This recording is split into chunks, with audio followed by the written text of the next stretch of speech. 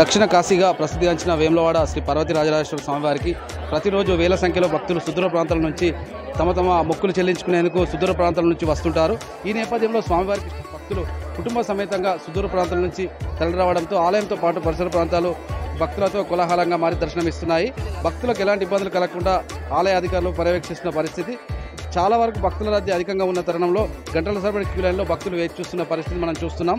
ఏదేమైనప్పటికీ ధర్మగుండంలో ముందుగా పుణ్యస్నానాలు ఆచరించిన తర్వాత స్వామివారికి ఇష్టమైన కోడెముక్కులతో పాటు తలనీలాలతో పాటు కుంకుమార్చన పూజా కార్యక్రమాలను నిర్వహిస్తూ స్వామివారి సేవలో భక్తులు తరిస్తున్న పరిస్థితి మనకు కనిపిస్తుంది.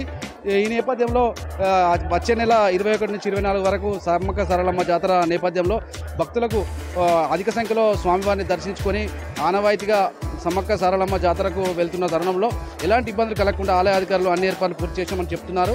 ఏదేమైనప్పటికీ సమ్మక్క సారలమ్మ జాతర అతిపెద్ద జాతర కాబట్టి వేములవాడ రాజన్నను దర్శించుకున్న తర్వాతే జాతరకు భక్తులు తరలి వెళ్తారు ఆనవాయితీగా. ఈ తరుణంలో గర్భగుడి దర్శనాలతో పాటు వివిధ ఆర్జిత సేవలు సైతం తాత్కాలికంగా నిలిపివేస్తున్నట్లు ఆలయ ఈవో కృష్ణప్రసాద్ ఒక ప్రకటనలో తెలిపారు. భక్తుల రద్దీకి అనుగుణంగా ఆర్జిత సేవలను తాత్కాలికంగా నిలిపివేస్తూ తదితర ప్రాంతాల్లో భక్తుల రద్దీ తక్కువగా ఉన్న సమయాల్లో భక్తులకు సంబంధించిన ఆర్జిత సేవలు కానీ అభిషేకాలు కానీ గర్భాలయ దర్శనం కానీ ఉంటుందని అర్చకులు ఆలయ అధికారులు చెబుతున్న పరిస్థితి.